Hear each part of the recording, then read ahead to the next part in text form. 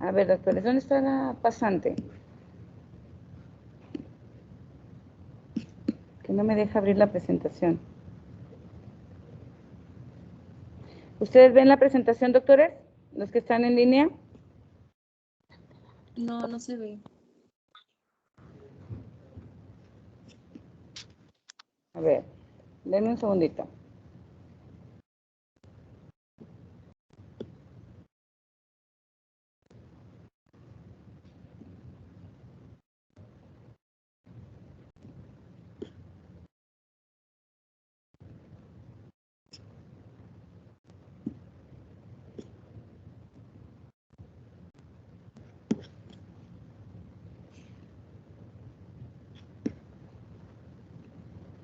A ver, doctora, ven porque esta cosa no comparte la pantalla.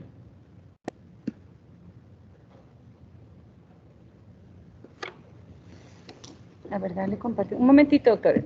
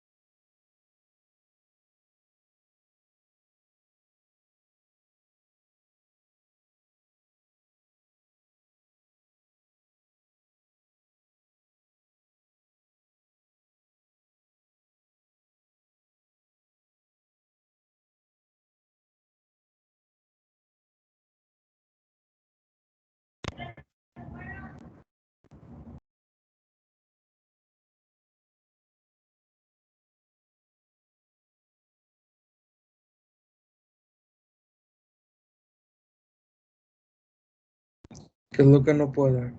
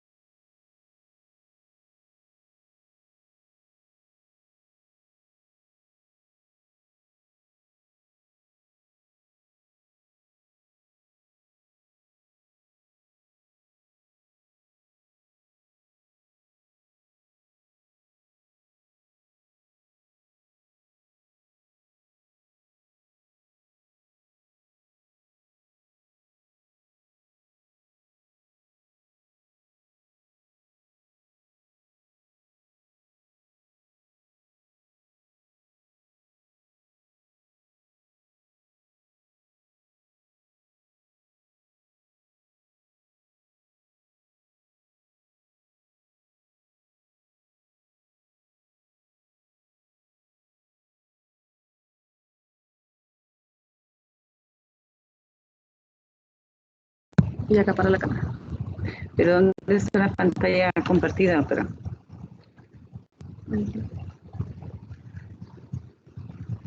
No se está compartiendo.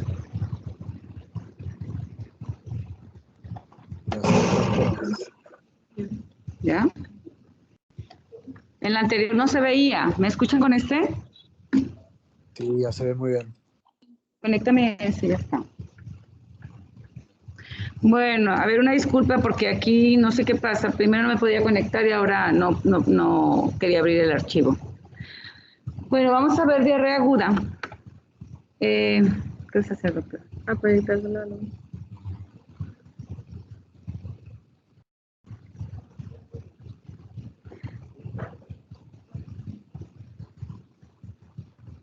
Bueno, empezaremos por la definición de diarrea aguda.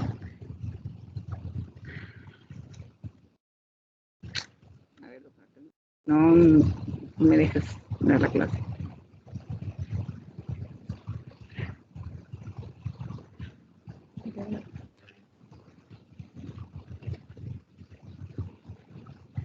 Bueno, diarrea aguda se define como, más bien, como introducción, las enfermedades diarreicas son la segunda causa de muerte en niños menores de 5 años. Todavía y hasta la actualidad, esta parte sigue siendo un problema importante, más que nada en los países pobres. En los países en vías de desarrollo no es un problema que sea tan inminente, tan problemático. Sin embargo, se sigue considerando una causa de muerte importante en los países pobres. Es una de las principales causas de malnutrición en niños menores de 5 años, cuando estas diarreas agudas son diarreas infecciosas que se complican o que llevan al niño a hospitalización.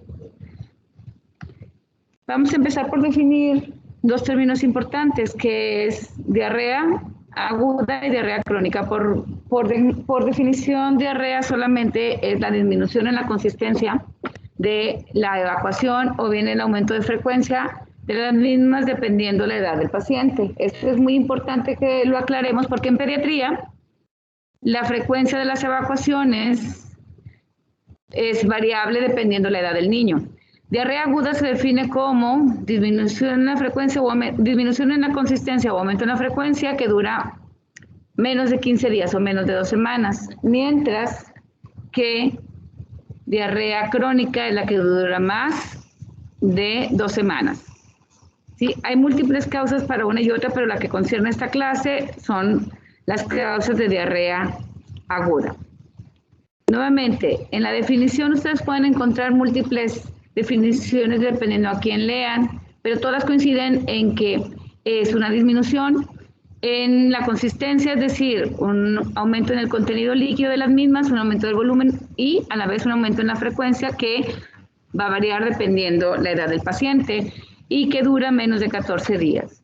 La disminución en la consistencia es más importante que la frecuencia en términos generales. Sin embargo, en pediatría, donde la evacuación depende de la edad, depende de la alimentación, esta parte toma principal preponderancia. No es lo mismo hablar de una diarrea líquida, de una evacuación líquida en un paciente que se alimenta con leche materna, a hablar de una evacuación líquida en un paciente que tiene alimentación sólida. Entonces, ¿cuáles son las características, doctora, aquí adelante, de las evacuaciones en el contexto de un niño que se alimenta con leche materna? Suelen ser más cremosas, se describen, color amarilla. ¿Y la frecuencia, doctora? El primer mes, ¿cómo evacúa un bebé? Cada vez que come. Después se van retrasando un poquito, de manera que cuando se alimentan con alimentación complementaria, disminuyen a cuántas veces en el día.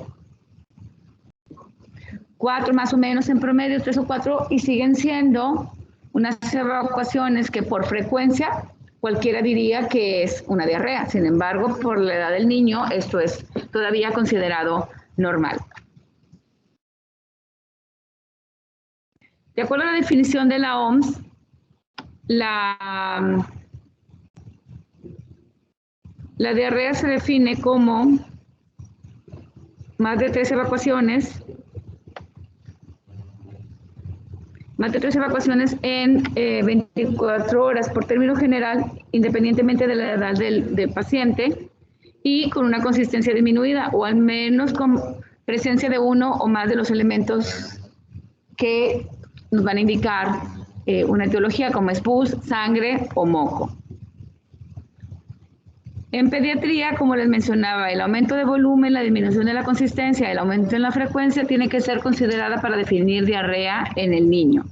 No solamente la disminución de la consistencia y no solamente el aumento en la frecuencia. Según el tiempo de duración, ya mencionábamos, se define como diarrea aguda, que dura menos de 14 días, o diarrea crónica, que dura más de ese tiempo, cuando tiene ciertas características. Hay una pequeña definición que es diarrea persistente. Diarrea persistente es un niño que era previamente sano, que tiene una diarrea aguda que se perpetúa. En el contexto de diarrea crónica, el estigma de la diarrea es que el niño viene acarreando una serie de problemas que acompañan a la diarrea. Y el contexto de la diarrea en la diarrea crónica es que está plana, siempre es igual, siempre tiene diarrea, maltrata al niño y no hay estas características de pus, moco o sangre. Y de acuerdo a las características de las evacuaciones, ya viendo la parte morfológica de ellas, podemos tener evacuaciones acuosas o evacuaciones con características como las que les mencioné ahorita. Esto nos orienta mucho a la etiología. Recordemos que en el cuadro viral y de algunas bacterias, las diarreas características de estos gérmenes o que estos gérmenes producen son evacuaciones acuosas, abundantes, líquidas. Esas son diarreas secretoras. El mecanismo fisiopatológico ahorita se los voy a mencionar.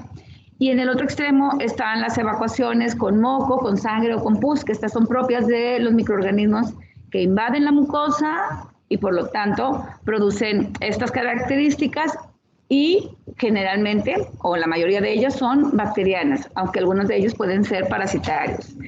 Entonces, estas características morfológicas de las evacuaciones nos van a orientar un poco a saber la etiología de las mismas.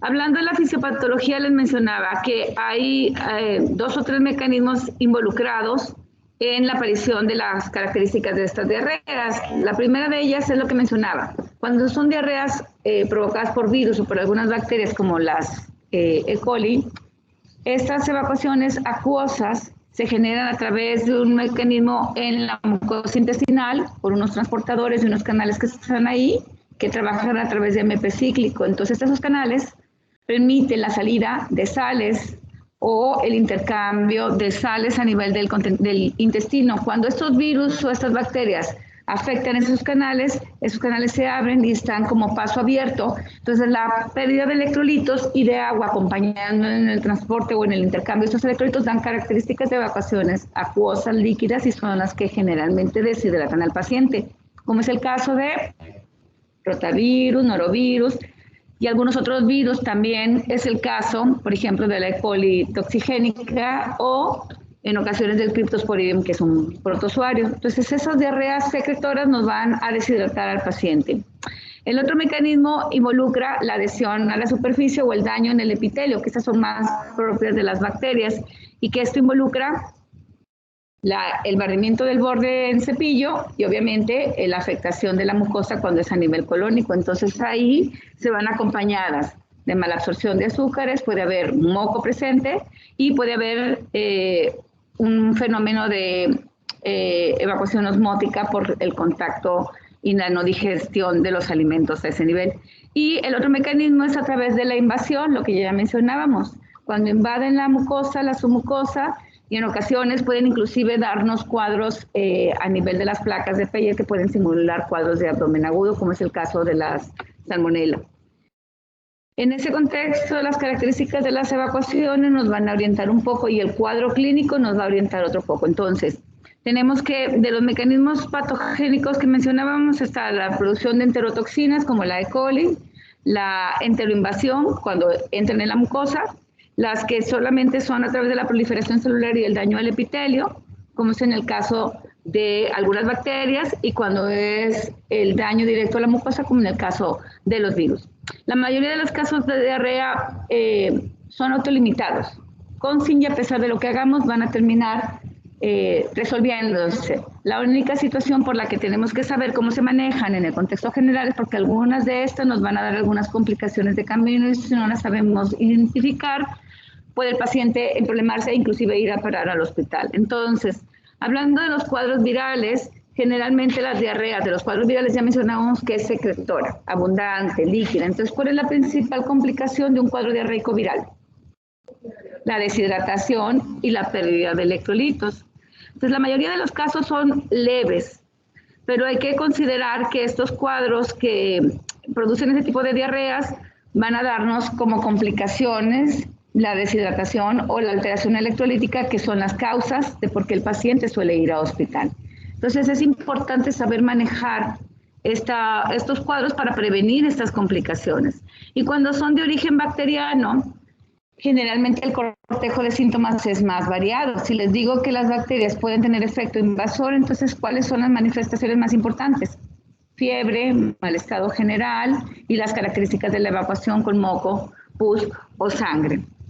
Y hay algunas bacterias, particularmente bacterias, que producen algunas otras cosas un poquito ya más severas, como es el caso de la E. coli toxigénica, que a través de las toxinas O157 puede dar como complicación un síndrome hemolítico urémico, que es una complicación que tiene una alta mortalidad. Entonces, debido a esta situación de esa E. coli, como normalmente en los coprocultivos, menos del 5%, nos pueden identificar una bacteria, ahora estamos echando manos de otros estudios diagnósticos como son las PCRs, para buscar las bacterias, pero en otros tiempos, que es de ahí de donde vienen las vías de manejo, no se podía identificar tan fácilmente estas bacterias. Entonces, la mayoría de nosotros dábamos antibiótico. Y si era una E. coli toxigénica, al matar la bacteria, esas toxinas hacían los estragos y entonces es donde aparecía el síndrome urémico hemolítico. Entonces, por esa razón, esa es una de las situaciones por las que no se da antibiótico de inicio en una diarrea aguda, y eso tiene que quedar muy claro. En las guías de manejo se comenta que no se debe de dar antibiótico a menos que tengan algunas condiciones específicas que ahorita les voy a mencionar. Entonces, dentro de los gérmenes más comúnmente involucrados en los cuadros de diarrea aguda, pues tenemos de las diarreas virales con mucho el norovirus ahora, que sustituyó al rotavirus, ya que con la vacuna de rotavirus disminuimos mucho los casos de rotavirus que antes había. Y hay algunos otros virus como los adenovirus o los apovirus que también son causa identificable de diarrea aguda. Tenemos diarreas bacterianas que son generalmente por gérmenes como la salmonela, como la shigella, como gérmenes que colonizan los alimentos, que es de donde generalmente las adquirimos, y algunos parásitos como la yardia o como la entamoeba histolítica cuando es invasora. El Cryptosporidium, que afecta a cierto grupo de pacientes. Entonces, mencionábamos que en la patogenia, pues el rotavirus es el más estudiado y el que más nos enseñó de cómo funciona el mecanismo a través de cuál producen diarrea. Cuando el rotavirus era una causa frecuente, recuerden que el rotavirus tiene varios genotipos, entonces la vacuna solamente nos cubre la mitad de ellos, por lo tanto, aunque haya vacuna para rotavirus, seguimos teniendo diarreas agudas por rotavirus. Entonces, los serotipos más comúnmente involucrados serán el G3, el G1. Estos están cubiertos por la vacuna, pero los otros genotipos que no están cubiertos por vacuna actualmente pueden ser causa de diarrea.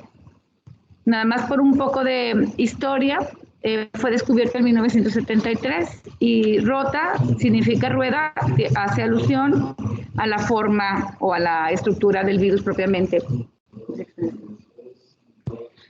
Bueno, puede invadir la mucosa desde el duodeno y todo el intestino delgado, produce inflamación local y tiene un efecto sobre las vellosidades, hace una especie de huecos en las vellosidades. Recuerden que todos los virus tienen como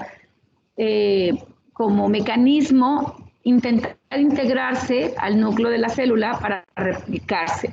En el caso de las células intestinales pues no se puede. Al momento de intentar introducirse las rompen y esa es la razón por la que el rotavirus produce mucho estrago, igual que algunos otros virus como el norovirus. Entonces, la diarrea secretora es la principal complicación y nos va a dar como consecuencia una deshidratación si no sabemos prevenir eso.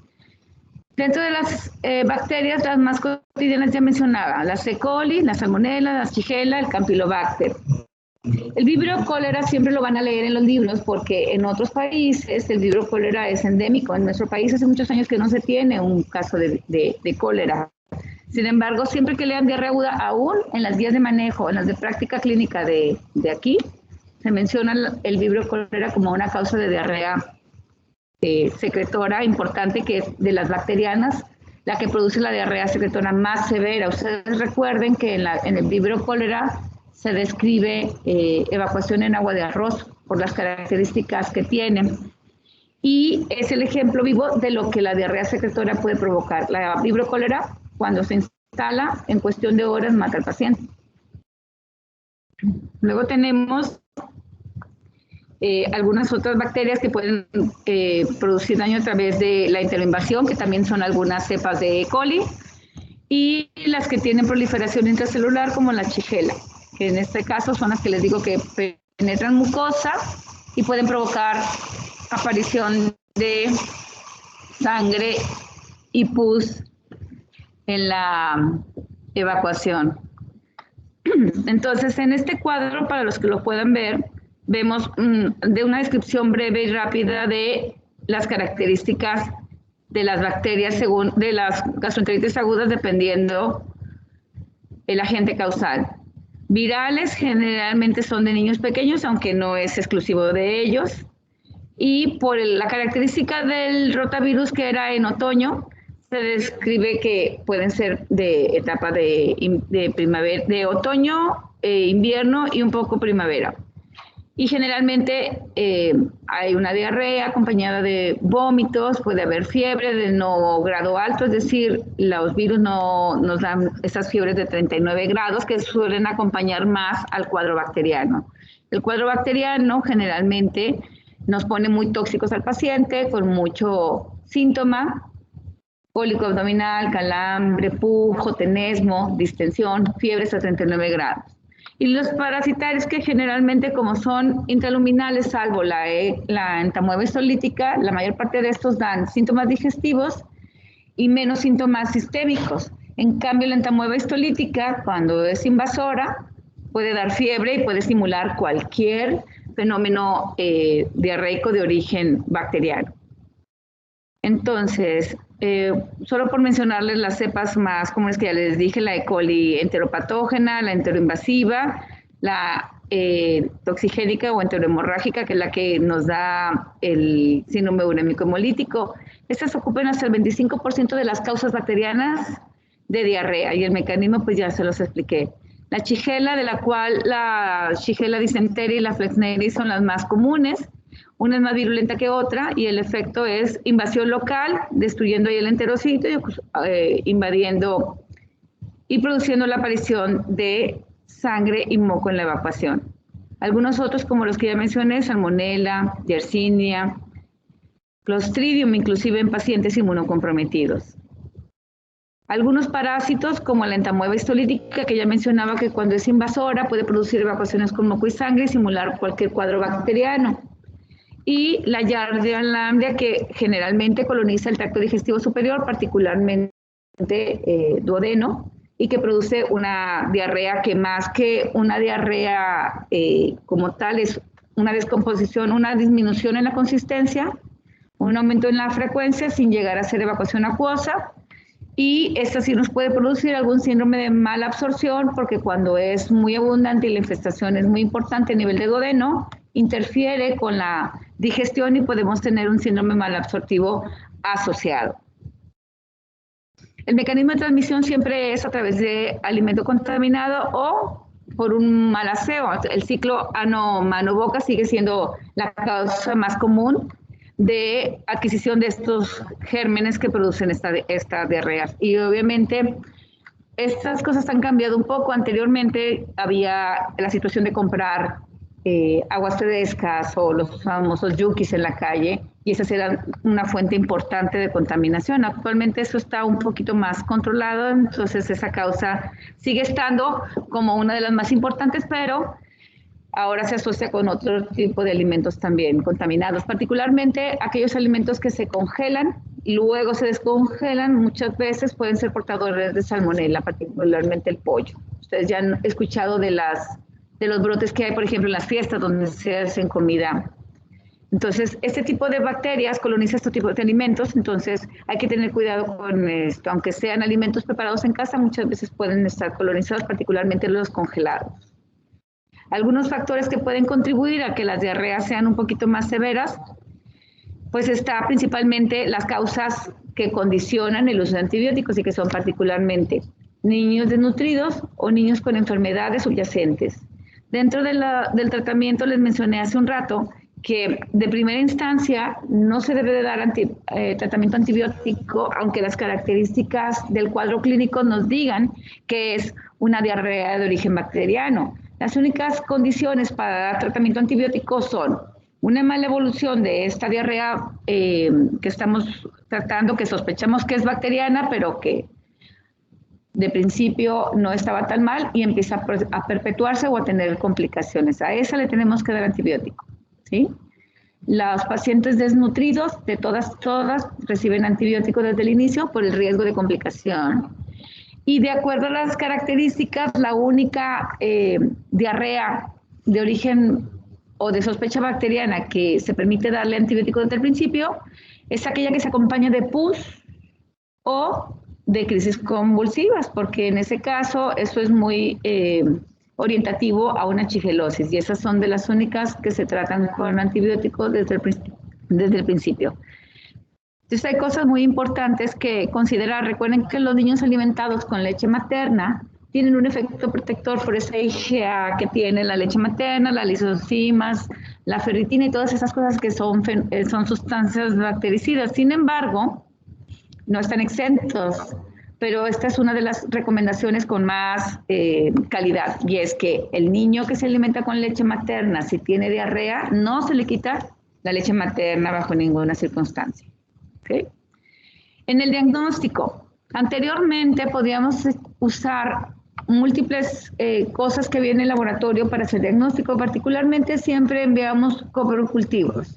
Ya mencioné hace un rato que el coprocultivo en menos del 5% es positivo debido a una situación. La mayor parte de las bacterias entéricas, como están en un ambiente anaeróbico, al momento de exponerlas, en menos de 20 minutos se mueren. Entonces, solamente la recolección de la muestra y el traslado al laboratorio, cuando no se hace en un medio adecuado, hace que esto no sea posible para aislarlas en el laboratorio. Entonces, siempre hay que pedir un coprocultivo cuando no se tiene otro método diagnóstico. Sin embargo, deben de saber que ahora hay una serie de exámenes, entre ellos la PCR, que se hace para tipificar todas las bacterias que están presentes en esta materia fecal. Entonces, de alguna forma, es más fácil identificar a través de la PCR la presencia de la bacteria para poder identificar si es susceptible o no de tratamiento antibiótico. La citología fecal nos va a orientar un poquito para ver las características cuando ustedes de pronto no quieren observar la materia fecal directamente. Entonces, la citología nos dice si hay moco, si hay sangre, si hay pus, si hay restos de alimentos sin digerir, si hay leucocitos, y eso es orientativo a saber el agente causal. Y por último, la visión directa siempre nos va a orientar a la presencia de protozoarios. Entonces, esta parte no se puede obviar.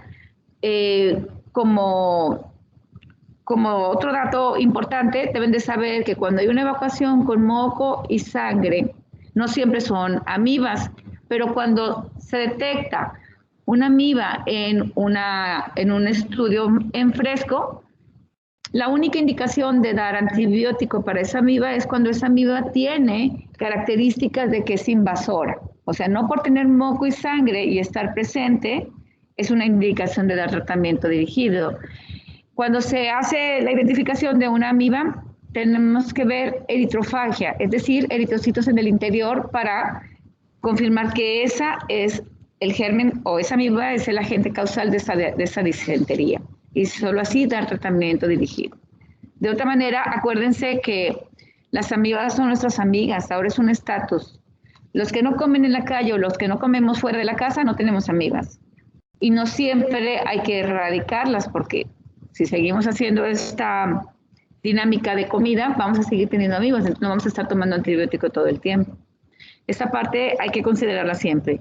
Entonces mencionábamos, en el diagnóstico ustedes pueden pedir lo que ustedes gusten para que puedan diagnosticarlo, desde un simple coprológico, un coprocultivo, hasta una PCR o un panel gastrointestinal, que así se llama en el medio hospitalario cuando se pide. Y ya de acuerdo al diagnóstico, podemos tipificar, no el diagnóstico, de acuerdo al bicho del que se trate, ya sea viral o sea bacteriana, podemos entonces instalar un tratamiento dirigido. Mientras tanto, solo hay que cuidar la presencia de complicaciones. Y la presencia de complicaciones va desde la deshidratación que mencionábamos, los trastornos electrolíticos en el contexto de las diarreas secretoras de los virus y algunas bacterias, hasta los datos relacionados con procesos sépticos, el síndrome urémico hemolítico, la peritonitis o la perforación intestinal en el caso de aquellas bacterias que, como les dije hace un rato, colonizan las placas de Peyer o a nivel del ilion pueden hacer microperforaciones, como es el caso de la salmonela. En el tratamiento generalmente es para los síntomas, para la fiebre, el dolor abdominal y básicamente para la prevención de complicaciones o el tratamiento de las complicaciones cuando estas ya están instaladas. Y de esto, la complicación que más nos importa al final del día es la deshidratación, porque es la que se va a llevar al paciente, ¿sí? Los antimicrobianos y estas cosas dirigidas para el virus, la bacteria o el parásito solo tendrán indicación en las condiciones en las que ya les mencioné. Básicamente, en la deshidratación hay que tener particular cuidado porque esa es la causa de muerte en los pacientes con la diarrea aguda. Entonces, en la evaluación hay que ser siempre muy juiciosos. Yo siempre les recalco que la historia clínica es la principal herramienta que ustedes tienen. Un buen interrogatorio, un buen análisis de los datos relevantes, positivos y negativos nos van a orientar al diagnóstico concreto. Y por lo tanto, al establecimiento de una terapéutica. La exploración física en el caso de la diarrea aguda siempre será para identificar la presencia de datos de deshidratación y establecer de esta forma el tratamiento inicial. La indicación de antibióticos solo va a estar dada por las condiciones que ya les dije, la identificación de la bacteria o del parásito y la asociación con el cuadro clínico que estamos teniendo. Y finalmente, una vez establecido el tratamiento, podemos esperar a la evolución. Recuerden que las bacterias, una vez que son invasoras, pueden dar cuadros sépticos. Entonces, en orden, primero tenemos que evaluar la diarrea como tal y la complicación de la deshidratación y posteriormente evaluar las complicaciones ya relacionadas con cosas sistémicas. Por muy grave que esté el paciente, hay que hacer un análisis específico de el estado general de él y particularmente del estado de hidratación, porque el choque hipovolémico en gente que no tenga experiencia puede ser confundido o puede ser diagnosticado de un choque séptico y entonces las cosas se tratan de modo diferente. De modo general, no hay un tratamiento específico, salvo para las diarreas que son de origen bacteriano, cuando se identifica la bacteria y cuando se tienen las características para dar antibióticos. Los factores de riesgo para estos niños ya les mencioné, son los pacientes que no son alimentados con leche materna, los pacientes que tienen algún inmunocompromiso, pacientes desnutridos. Entonces, la parte más importante de esto es la identificación de la deshidratación. Recordemos que en la deshidratación tenemos diversos grados, leve, moderada, severa. Y para el diagnóstico, aunque hay características clínicas como las que están en estos cuadros, en las que se ve que si el llenado capilar, que si los ojos hundidos, etcétera, la parte más importante o la más objetiva para identificar el grado de deshidratación es el peso. Siempre hay que preguntar el peso de referencia que tienen del paciente y calcular la pérdida de peso que ha tenido para poder identificar el grado de deshidratación. Si no tenemos un peso, entonces sí tenemos que echar mano de todos los demás datos que hemos visto. los ojos secos, la boca seca, los ojos hundidos, el llenado capilar retrasado, etcétera. Pero si se tiene un peso, de acuerdo al peso, una pérdida de peso del 5, del 10 o del 25% nos va a dar una deshidratación leve, moderada o severa, ¿sí?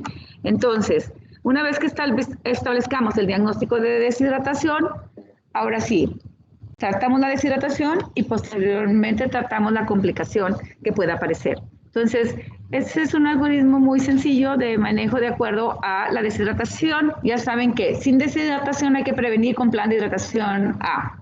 Y con deshidratación leve, moderada o severa, hay que evaluar si se da un plan de hidratación intravenoso o se puede seguir con un plan de hidratación oral. Y la deshidratación grave o severa siempre se va a tratar con planes de hidratación intravenosos, que esto no es el tema de la clase, pero hay que saberlo. Entonces, la terapia de rehidratación oral por excelencia, pues el suero oral, ya lo sabemos, ya sea el suero oral que se formuló por la OMS hace algunos años, que por mucho es el modelo para todas estas marcas comerciales que han salido. Y a ver que las características del suero de rehidratación oral son justamente basadas en la fisiopatología de lo que les mencionaba, a nivel del intercambio de sodio-glucosa en el intestino, en esos canales que se afectan, en las diarreas virales. Eso es el fundamento del suero oral. Por eso tiene gran cantidad de sodio, tiene gran cantidad de glucosa. Entonces, el plan de rehidratación oral, pues ustedes lo saben, no lo vamos a tratar ahorita. Finalmente, el tratamiento ya dijimos, el plan de hidratación A es preventivo para pacientes que tengan, que no tengan deshidratación y que tengan un cuadro diarreico. El plan de hidratación A, que consiste en rehidratación vía oral, básicamente solamente es preventivo y se debe instalar siempre que el paciente tenga una diarrea. Sin embargo, el plan de hidratación B y el plan de hidratación C ya dependerá de las características y el grado de deshidratación que el paciente va a tener. Bueno, aquí había un caso clínico, pero como nos retrasamos un poquito en la presentación, no lo vamos a dar ahora. Y el plan de hidratación C, que es a través del manejo de cargas y de hidratación intravenosa totalmente. El síndrome urémico hemolítico, como ya les mencioné, es una cosa que quiero recalcar. Por esta razón no es recomendable dar antibióticos desde el principio en un cuadro de diarrea aguda. Y esto es un cuadro que afecta el riñón, produce una insuficiencia renal, una anemia hemolítica, microangiopática, y esa es la razón de la insuficiencia renal y tiene una alta mortalidad. Entonces, el algoritmo que ya les había mencionado, la alimentación. Cuando un niño tiene diarrea aguda, en las guías de manejo, tanto en las guías de manejo de gastroenteritis como en las guías que ustedes tienen de la CNT, se postula muy claramente, no hay que limitar la alimentación y no hay que dar nada extraordinario. Lo único que se recomienda es menos cantidad de azúcares simples, es decir, azúcar que vaya a generar fermentación, más tránsito intestinal y por lo tanto vaya a generar la producción de ácidos grasos de cadena corta a nivel del colon que perpetúen una diarrea ácida. Entonces se disminuye la cantidad de azúcar, no se quita la leche materna bajo ninguna circunstancia cuando el paciente se alimenta y no hay necesidad de cambiar leches. Si acaso, podemos dar transitoriamente una deslactosada para disminuir la cantidad de azúcar, pero por lo demás no hay necesidad de hacer mayor cambios en la dieta. Antes utilizábamos dietas astringentes. Las dietas astringentes, si las analizamos, tienen estas tres características: bajas en azúcares simples, bajas en grasa y altas en fibra soluble o almidón para retrasar el tránsito intestinal.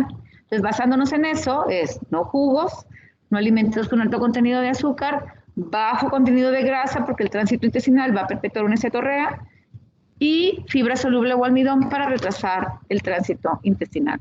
Esas tres cosas todavía son válidas, pero no hay que hacer un cambio de dieta absolutamente.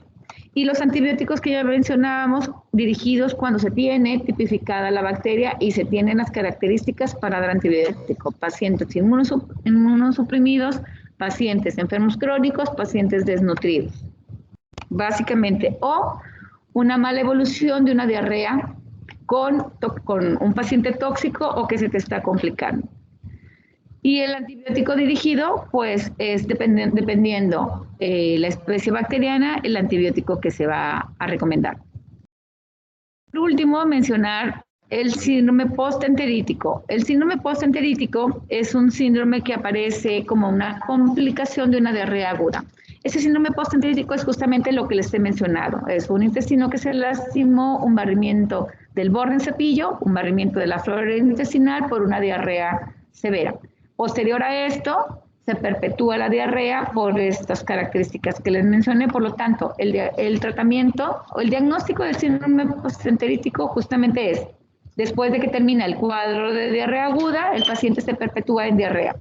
Y posteriormente, una vez que ya se concretó el cuadro diarreico, la diarrea se perpetúa ahora por efectos molar, es decir, por una mala absorción de azúcares, en este caso por el barrimiento del borde en cepillo y por una flora colibacilar barrida. Entonces el tratamiento es dar probióticos, quitar azúcares de absorción rápida y mantener una dieta lo más correcta posible.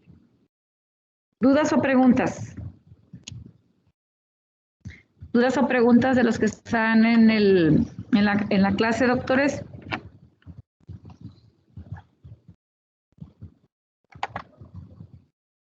Doctora, yo tengo una pregunta.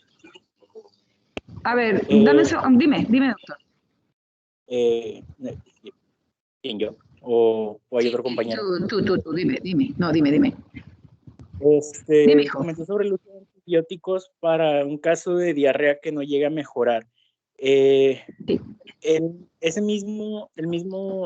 La indicación de antibióticos la podemos hacer nosotros como médicos generales en la consulta, o tiene que ser en un entorno como más controlado o de referencia a un pediatra en un hospital, en dado caso que llegue a presentar un síndrome, como para prevenir un síndrome hemolítico. Está justificado, mijo, dar antibiótico. O sea, si tú tienes a tu paciente controlado, si es tu paciente cautivo, porque no lo vas a dar en las primeras 24 horas, cuando el cuadro acaba de iniciar. Si te llegó a tu paciente y tú lo has visto 2, 3 días y la evolución no es buena, evidentemente tú lo puedes indicar. Si tu paciente ya viene parcialmente visto por alguien más y ya tiene 2, 3 días y tiene una mala evolución, tú lo puedes indicar. O sea, el antibiótico, la única cosa que yo quería que quedara clara es que el antibiótico no se da de primera instancia solo porque tienes moco y sangre en la evacuación. O sea, hay que ver al paciente, se dan medidas generales, se trata ambulatorio y si tú ves que definitivamente va peor, le das antibiótico. Eso no es exclusividad ni del especialista ni del hospital ni nada. Nada más hay que justificar el uso del antibiótico. ¿Ok? Muchas gracias, doctor. Pregunta, doctor. He escuchado casos ya de familiares y amigos que usan probióticos o probióticos después de cuando tienen cuadros diarreicos o que han tenido repetidos casos. ¿Qué tanto se recomienda eso en pediatría? ¿O no se recomienda? Sí, pregunta que si los prebióticos y probióticos se utilizan en las diarreas cuando son recurrentes. Las diarreas recurrentes como tal en pediatría no existen así, sino puede ser una diarrea crónica, una diarrea persistente, o bien una diarrea aguda en un paciente con una predisposición. Cuando ese es el caso, los prebióticos, los prebióticos que son el alimento de los probióticos, se utilizan ahorita. Hay muchas formulaciones que traen las dos cosas. Particularmente lo que nosotros necesitamos son los probióticos para restituir flora intestinal. Entonces la indicación de la restitución de flora intestinal está pues en aquel paciente en el que la flora intestinal se barrió, es decir, pacientes después de una diarrea aguda, una diarrea persistente, o bien cuando tú tomas un coprológico en un paciente que tiene una alteración en el patrón de evacuaciones y detectas que la flora colibacilar está disminuida. Ahí es donde se dan los probióticos. Hay muchas cosas con los probióticos. Nuevamente, no es el tema de la plática, pero los probióticos ahora, como son restauradores de flora, se utilizan para muchas cosas, no nada más para la diarrea. Entonces tú puedes leer que, por ejemplo, en un paciente con un intestino irritable o con una colitis ulcerosa, hasta con una Helicobacter pylori, pueden dar probióticos. Inclusive en el estreñimiento en los pacientes con parálisis cerebral también se promulga usar probióticos. Y estos pacientes, por ejemplo, no todos tienen diarrea, en el caso del colon irritable. Entonces, el uso de los probióticos dependerá de la situación en la que estés, pero uso cotidiano y crónico no es una recomendación que esté en ninguna parte para ninguna cosa. ¿Alguna otra pregunta? Bueno, pues si ya no hay preguntas, dime, ¿quién? ¿Qué pasa, doctora?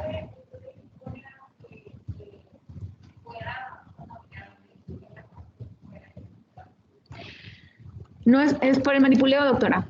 No sé si tú has visto cómo, por ejemplo, el pollo que tú compras en el supermercado, digo, no tienen el matadero ahí al lado. Entonces tienen el criadero, matan al animalito, lo congelan y lo transportan en contenedores llenos de hielo. Entonces, ese traslado y ese manipuleo es lo que a veces los contamina. Inclusive el mismo animalito mal lavadito después de que lo matan. O sea, es cosas de contaminación manual por parte de la gente que lo manipula. Nada más que esas bacterias se quedan colonizando los alimentos. ¿Alguna otra pregunta? Bueno, muy bien. Muchísimas gracias.